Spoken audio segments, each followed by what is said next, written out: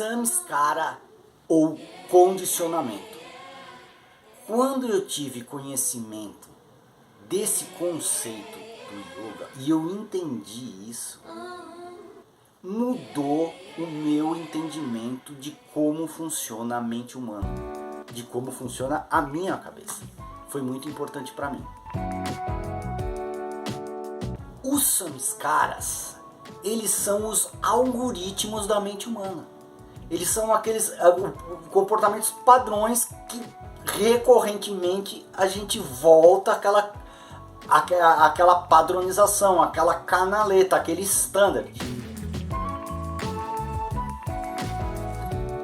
A palavra samskara é um composto de sams, pré e cara do verbo fazer. Então é um pré-feito, por isso que são os condicionamentos.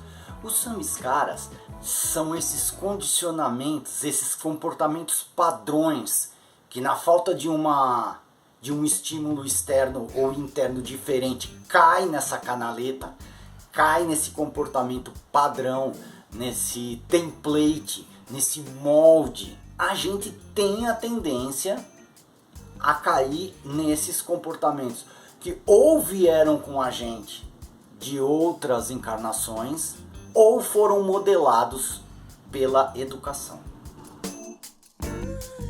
Os samskaras podem ser físicos e mentais, até porque no Sankhya não existe uma diferença fundamental entre matéria, energia e mente. As três são a mesma coisa em estados diferentes, assim como a água, o gelo e o vapor d'água. Então, um samskara físico é um condicionamento de como você faz sua digestão, como trabalha o seu sistema circulatório, como que é seu processo de curar feridas. Você tem esses samskaras. Eu tenho um irmão que não pode comer pizza marguerita porque o manjericão não faz digestão para ele, dá um mal-estar desgraçado. Eu conheci outras pessoas. Então ele não tem esse app de fazer a digestão do manjericão. Isso é um samskara, é um condicionamento, é um prefixo dele. É um comportamento que já vem de fábrica ali com aquele algoritmo que faz aquela digestão. Ele não tem, ele não pode comer isso. E isso vai, mas o que interessa para nós é pro mental. O mental também a gente tem vários samskaras, vários algoritmos que vão trabalhando simultaneamente. Vícios e manias também são samskara.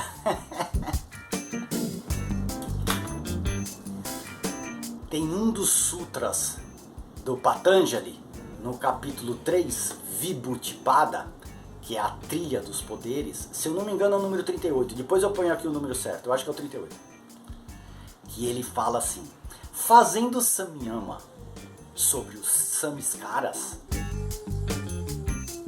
a gente pode conhecer as vidas pretéritas. Então, o que é o samyama? O samyama é a somatória dos 3 angas superiores: dharana, dhyana e samadhi. Concentração, meditação e samadhi. Você fazendo, é o que a gente chama hoje de meditação, é o samyama. Você meditando sobre os seus samskaras, você vai entender direitinho a sua raiz, da onde a gente veio. Você não vai lembrar de fatos, da roupa que você vestiu no dia, não. Mas a atmosfera em torno da onde nós vivemos, dá para entender muito bem meditando nos samskaras que você trouxe, que vieram com você para essa existência, para serem lapidados, melhorados, né?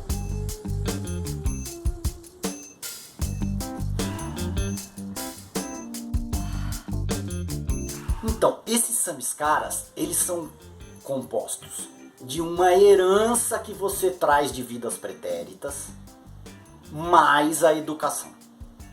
Então, a pessoa, quem tem filhos, já observou que as duas crianças nascidas na mesma família, com o mesmo alimento, o mesmo pai e mãe, mesma herança genética, trazem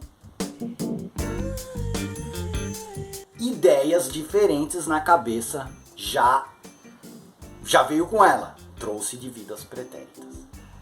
Esse material que a pessoa traz, mais a educação, as condições sociais do entorno onde ela nasceu, vão gerar os samskaras da vida adulta.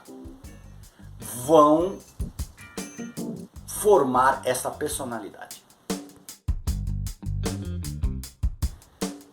Uma somatória, um conjunto desses condicionamentos forma uma personalidade. Às vezes, a pessoa traz condicionamentos que são ou paralelos ou às vezes conflitantes. Como isso aí entrou na vida da pessoa, a gente não sabe. Ela pode ter numa existência tido uma dificuldade enorme para aprender um outro comportamento, que o natural dela era A, ela teve que aprender o B, e hoje ela traz esses dois comportamentos na sua herança genética e na sua herança espiritual, e ela vai ter nessa vida ou que conviver com esse conflito, ou de preferência harmonizar.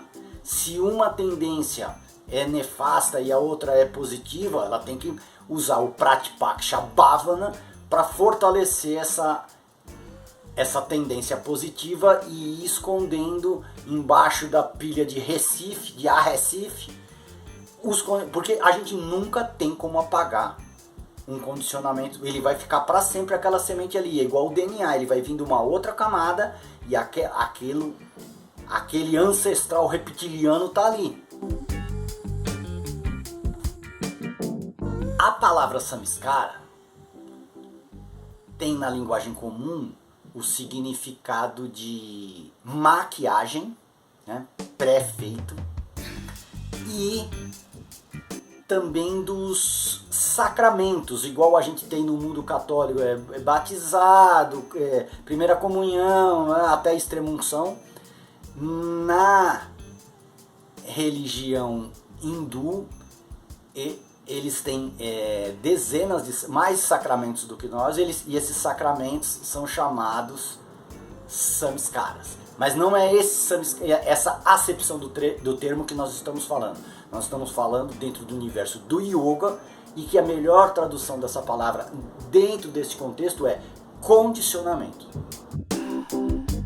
Então, quando você identifica o comportamento de uma pessoa, você entende como aquela pessoa age. Eu tenho um exemplo do seu Marcos Lovato, meu avô. Você sabia a reação dele. Ele é dentro daquela criação católica, comerciante. Ele tinha aquela os samskaras dele eram super fixos. Fruto também de um tipo de educação que ele teve em 1920. Quando você fala, se você falar isso, fulano vai responder tal coisa, você identificou um samskara, um condicionamento dessa pessoa. Às vezes é mais fácil você identificar um samskara alheio do que na sua própria cabeça, que ele vem misturado com um monte de coisa, você tem que ir dissecando isso daí para entender. Hoje, com os computadores e os algoritmos, está provada a afirmação pitagórica de que tudo é número. Quando Pitágoras afirmou tudo é número, ele não estava dizendo que, igual algumas pessoas interpretam erroneamente, que o Deus era um número. Não é isso, isso é uma interpretação de uma pessoa que não entendeu a essência. Pitágoras fala, tudo é número, quer dizer, tudo pode ser reduzido a uma fórmula matemática. Há 3.000 anos atrás, 2.500 anos atrás, quando ele afirmou isso, era muito mais difícil das pessoas entender a essência desse ensinamento. Você pode reduzir uma escolha numa fórmula matemática. Hoje os computadores provam isso. Um desenho você traz numa fórmula matemática, tudo pode ser reduzido a uma fórmula matemática. Então, o jeito que a gente pensa, você pode... cada samskara forma um algoritmo, a somatória deles forma uma personalidade.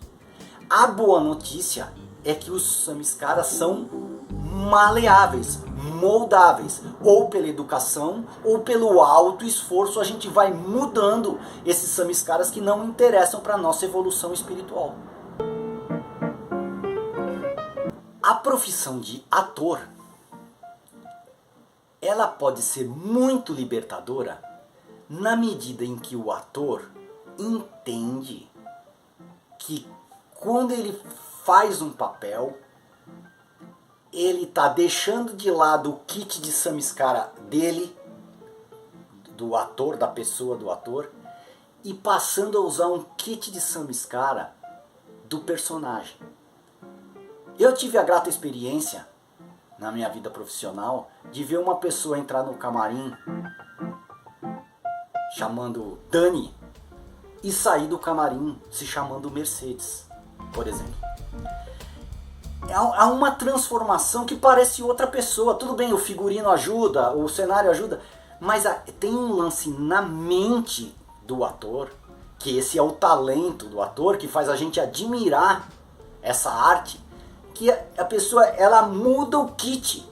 Ela pega aquele kit dela, de samskara, põe no bolso e usa o do personagem, que ela está dando o corpo para dar vida para aquele personagem momentaneamente. Esse processo de separar de lado a sua personalidade, o que a gente pensa que sou eu, né? Você fala, eu sou assim. Não é, isso é uma personalidade, é um kit de samskara, é um feixe de samskara. Você mesmo é o Atma Satchidananda imortal que está por trás disso, dando vida a esse bonecão, esse kit de samskara. Nesse ponto, a profissão de ator, quando bem entendida, ela é altamente libertadora, porque chega um momento que o cara entende que aquele kit de samskara que ele usa para o nome dele também é um composto que se dissolve, e o que fica é o Atma imortal, eterno, Satchidananda.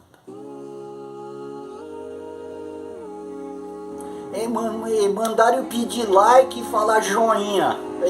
Mandaram eu pedir isso.